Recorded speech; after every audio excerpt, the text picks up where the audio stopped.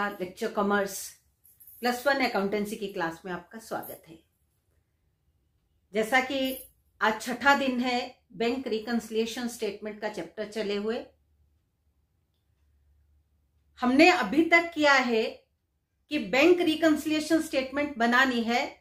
सबसे पहले हमने किया कि जब डेबिट बैलेंस दिखा रहा है कैश बुक के बैंक कॉलम का, वहां से हमने स्टार्ट किया और पासबुक तक हम गए। दूसरा, क्रेडिट बैलेंस दिखाया bank column of cash book का और हम पासबुक तक गए। क्रेडिट बैलेंस मीन्स ओवरड्राफ्ट वाली स्थिति। आज हम करेंगे पासबुक से कैश बुक की ओर जाने वाली, और पासबुक से कैश बुक की ओर जाना है। और पासबुक का जो बैलेंस है वो है credit balance. Credit balance of passbook मतलब हमारी डिपॉजिट्स ज्यादा है, विड्रॉल कम है, तो क्रेडिट बैलेंस। डिपॉजिट हमारा क्रेडिट साइड में ही जाता है। ये पासबुक बनाई है, क्रेडिट साइड में डिपॉजिट होता है, डेबिट में विड्रॉल होता है। अगर क्रेडिट बैलेंस का मतलब डिपॉजिट्स ज्यादा, हमारे विड्रॉल कम, तो बैलेंस क्रेडिट बैलेंस होगा। तो पासबुक से हमने जाना है अब कैश बुक में। नियम रूल बिल्कुल वही है, बस कंफ्यूज नहीं होना है। हमने वो वर्किंग नोट्स बराबर अगर बनाएंगे तो कंफ्यूजन की कोई बात ही नहीं रहती। और क्रेडिट बैलेंस ऑफ पासबुक जब हो तो वो प्लस कॉलम से स्टार्ट होता है। ये प्लस कॉलम है, और अगर ओवरड्राफ्ट वाली पोजीशन आएगी तो वो माइनस कॉलम से स्टार्ट होगा। माइनस कॉलम में वो अमाउंट जाएगा। Credit balance as per passbook plus column में जाएगा। अगर ओवरड्राफ्ट एज पर पासबुक होगा या debit balance as per passbook होगा तो क्वेश्चन स्टार्ट होगा माइनस वाले कॉलम से। तो चलो हम स्टार्ट करते हैं। मैं न्यूमेरिकल प्रॉब्लम में ही जा रही हूँ, असाइनमेंट्स में ही जा रही हूँ, क्योंकि इलस्ट्रेशंस तो आप सब देख के भी कर सकेंगे। तो आपको थोड़ा समझना है कि कैसे हमने ये करना है। तो क्वेश्चन नंबर है 10। तो चलो करते हैं। Balance as per passbook. अगर क्रेडिट बैलेंस नहीं लिखा है, बैलेंस एज पर पासबुक, तो क्रेडिट बैलेंस ही उसको मानना है। तो credit balance as per passbook है 5030। यहां फिर मैं इमेजिनरी फिगर लिख लेती हूं, 5000 ही ले लेती हूं, 5000, और इधर हम ले लेते हैं, यही लेना है 5000, रिसिप्ट साइड, पेमेंट साइड। अभी हमारे पास 5000 कैश बुक बता रही है 5000। ये आपको क्वेश्चन में नहीं है, लेकिन वर्किंग नोट के लिए मैं थोड़ी ऐसी इमेजिनरी फिगर लिख रही हूं ताकि आपको समझ आए कि जो भी ट्रांजैक्शन होगी उसका इम्पैक्ट इस पर क्या पड़ेगा। वो प्लस कॉलम में जाने वाला है या माइनस कॉलम में, और हमने जाना है पासबुक से कैश बुक की ओर जाना है। तो लेते हैं पहले। Check deposited but credited on 2 जून 2010। और हमने ये जो बनानी है बैंक रिकंसिलिएशन स्टेटमेंट बनानी है, ये बनेगी 30 जून 2010। 30 जून की बननी है। ध्यान रखना है, क्वेश्चन में देख लेना है। तो यहाँ पे 30 जून की ये बैंक रिकंसिलिएशन मंथ की बनानी है। 30 जून को हम बना रहे हैं। तो एक चेक है जो बैंक में डिपॉजिट तो हो गया, लेकिन वो क्रेडिट कब हुआ? 2 जून, सॉरी, ये 31 मई को बननी है। 31 मई को बननी है। और वो जो चेक है वो हमारी पासबुक में 2 जून को जाके क्रेडिट हुआ। मतलब वो चेक है हमारा 900 रुपीज का, 900 रुपीज का। तो वो 31 मई तक क्रेडिट नहीं हुआ, और हमने वो चेक जो है हमने 900 का यहां ऐड कर लिया कैश बुक, क्योंकि वो जाके 2 जून को हुआ, लेकिन हमने 2 जून से पहले जिस दिन हमें वो चेक मिला, हमने रिसिप्ट साइड में उसको ऐड कर लिया। तो ये क्या हुआ, ये बैलेंस कितना बताएगा 5900, जबकि ये क्रेडिट हमारे खाते में नहीं हुआ, हमारे बैंक में जो हमारा अकाउंट है वहां पे क्रेडिट नहीं हुआ। तो हमारा ये बैलेंस क्या बता रहा है, हमने पासबुक से स्टार्ट किया है, पासबुक से कैश बुक की ओर जाना है। तो हमारा जब ये नहीं क्रेडिट हुआ तो हमारा बैलेंस कितना है 5000, वो 5900। तो यहां पे क्या लिखेंगे पर्टिकुलर में, चेक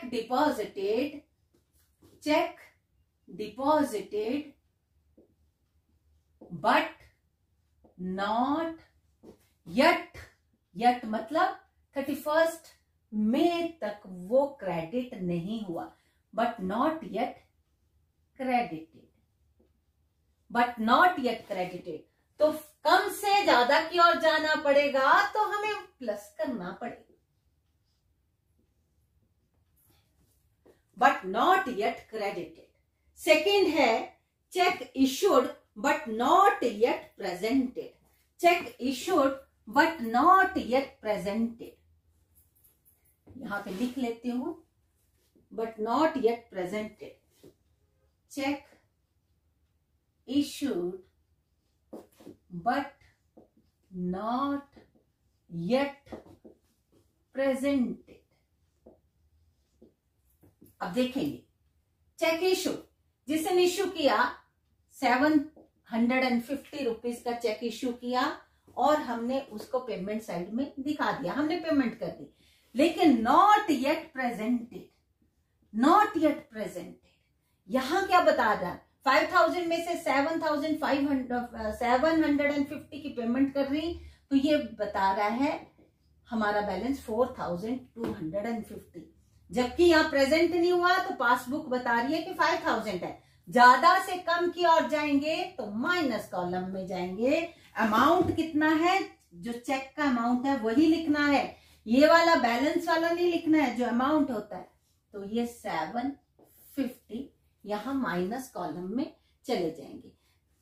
फोर्थ वन है passbook shows a credit of interest, passbook shows a credit of interest credited by bank, interest credited मतलब बैंक ने दिया, कितना दिया, वो 80 रुपीज दिया, तो बैंक ने दिया, हमें पता नहीं, पासबुक में तो आ गया लेकिन हमें पता नहीं। तो हमारा जब क्रेडिटेड हमें दिया तो हमारा बैलेंस बता रहा है 5080, तो यहां तो कम रह गया, तो ज्यादा से कम की ओर जाना है, इंटरेस्ट क्रेडिटेड बाय बैंक, तो यहां ज्यादा है ये कम है, ज्यादा से कम की ओर जाना है तो माइनस ही करना पड़ेगा। Next debit, passbook shows the debit for bank charges, bank charges कटे 40 रुपीज के, सॉरी ये क्यों बताया मैंने, 40 रुपीज के बैंक चार्जेस कट गए, तो हमारे जब कट गया तो ये कितना रह गया 694, लेकिन हमें कुछ पता नहीं, कैश बुक में पता ही नहीं, कम से ज्यादा की ओर जाना है तो क्या करना पड़ेगा, प्लस करना पड़ेगा। Bank charges debited by bank, bank ने काट लिए कितने 40 रुपीज, 40 रुपीज करने के बाद पासबुक कम रहेगी, कैश बुक ज्यादा, कम से ज्यादा की ओर जाएंगे तो हमें प्लस करना पड़ेगा। और नेक्स्ट है last one, amount directly deposited bye a customer, एक कस्टमर है, उसने डायरेक्ट बैंक में गया और 340 रुपीज मेरे खाते में जमा करवा दिए और मेरी पासबुक बता रही है 5340, लेकिन कैश बुक को हमें पता ही नहीं कि उसने डायरेक्ट गया और जमा करवा दिया, हमारे पास आके चेक नहीं दिया, हमारे पास आया होता तो हम कैश बुक में एंट्री करते, लेकिन यहां जब वो आया ही नहीं और डायरेक्ट जाके बैंक में, तो बैंक पासबुक तो बढ़ गई, ये कम हो गया, तो यहां पे आ जाएगा directly deposited into my bank account। Directly वो मेरे खाते में उसने जमा कर दिए, तो यहां ज्यादा हो गया, ये कम, ज्यादा से कम की ओर जाना है, तो 340 यहां पे हमने उसको क्या किया, माइनस वाले कॉलम में जाएगा, क्योंकि यहाँ ज्यादा है, हम पासबुक से कैश बुक की ओर जा रहे हैं, ज्यादा से कम की ओर जाना तो माइनस करना पड़ेगा। अब हम इसको बैलेंस करते हैं, तो ये ज्यादा अमाउंट लग रहा है, दिख रहा है, सॉरी 5970 वही अमाउंट लिखना है, बड़े वाला। Balance as per passbook, sorry as per cash, passbook से स्टार्ट किया, एज पर कैश बुक, तो इसका 5970 माइनस 0.84, ये साइड छोटी है, 4800, ये हमारा balance as per cash book. ये ऐसे क्वेश्चन सॉल्व होता है। तो ये एक बार फिर से, और एक चीज और भी बता दूं, पर रटने वाली तो चीज है ही नहीं, वर्किंग नोट करोगे तो गलती कभी नहीं लगेगी, रटोगे तो गलती लगने की पूर्ण संभावना है। वैसे बता देती हूं, जब हम कैश बुक से स्टार्ट करते हैं तो ये check deposited but not yet credited, इसको हम माइनस करते थे, लेकिन यहाँ पे पासबुक से स्टार्ट करते तो उससे बिल्कुल रिवर्स हो जाता है, ये अब प्लस हो गया। Check issued but not yet presented, इसको ऐड करते थे, अब ये माइनस वाले कॉलम में चलेगा। जब इंटरेस्ट हमें मिलता था बैंक से तो उसको ऐड करते थे, अब वो माइनस। जब बैंक चार्जेस या इंटरेस्ट कटता था, ये दो चीजें हैं, एक तो बैंक का हमसे कुछ चार्जेस काटता है, दूसरा इंटरेस्ट भी काटता है, तो दो चीजें, इंटरेस्ट डेबिटेड या फिर बैंक चार्जेस, ये हमेशा उसमें कैश बुक से स्टार्ट करते थे, ये माइनस होता था, अब ये प्लस होता है। Customer directly deposited into bank, ये पहले प्लस होता था, अब वो माइनस हो गया है। तो ऐसा वैसे रटने की आवश्यकता, लेकिन बार बार करते जाएंगे तो ये चीजें दिमाग में बैठती जाएंगी, तो हमें कंफ्यूजन नहीं भी हो सकती, लेकिन फिर भी वर्किंग नोट करोगे तो कोई भी कंफ्यूजन नहीं होगी और कभी भी क्वेश्चन हम गलत नहीं करेंगे। क्वेश्चन नंबर 11, पिछला क्वेश्चन था क्वेश्चन नंबर 10, अब क्वेश्चन नंबर 11 है, same credit balance as per passbook. Next जो लेक्चर रहेगा वो ओवरड्राफ्ट एज पर पासबुक का हम करेंगे, कल करेंगे, लेकिन अभी आज इसी का जो पिछला किया उसके जैसा ही क्वेश्चन करेंगे, credit balance as per passbook. Passbook से स्टार्ट करना है, कैश बुक की ओर जाना है, यहां से यहां की ओर जाना है। तो हम देखते हैं, बैलेंस एज पर पासबुक 5000, तो प्लस वाले कॉलम में जाए, यहां भी हम चलो अभी 5000 ही लिख लेते हैं, इजी रहता है थोड़ा, 0 में एक पूरी फिगर है। तो फर्स्ट उसने बोला है, और ये बननी है 31 मार्च 2011, ये जो बननी है 31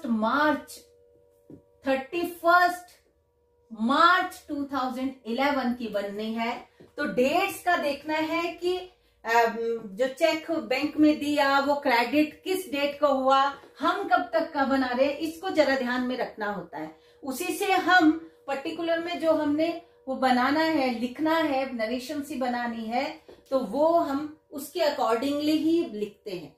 तो देखते हैं क्या है इसमें क्वेश्चन में। इस क्वेश्चन में बोलते हैं कि बैलेंस तो बता दिया, नेक्स्ट है, your bank passbook shows a balance of 5000 to your credit before that date, you issued before that date, you issued मतलब इस तारीख से पहले, यू इश्यूड आपने इश्यू किया एक 2000 रुपीज का चेक इश्यू किया, of which cheque amounting to ₹600 were presented for payment. अब देखो यहां पर मैं लिख ही लेती हूं, चेक इश्यूड, चलो पहले ये बताती हूं, 2000 का चेक इश्यू किया जिसमें से 600 का ही उसने प्रेजेंट किया, तो 1400 का अभी प्रेजेंट नहीं हुआ। ऐसे निकालते हैं कि जितना प्रेजेंट नहीं हुआ उस अमाउंट को कैलकुलेट करके सामने रखना है। ये प्रेजेंट, ये इश्यू किया, इसमें से 600 का प्रेजेंट हुआ, तो 1400 का प्रेजेंट नहीं हुआ, तो check issued but not yet presented for payment.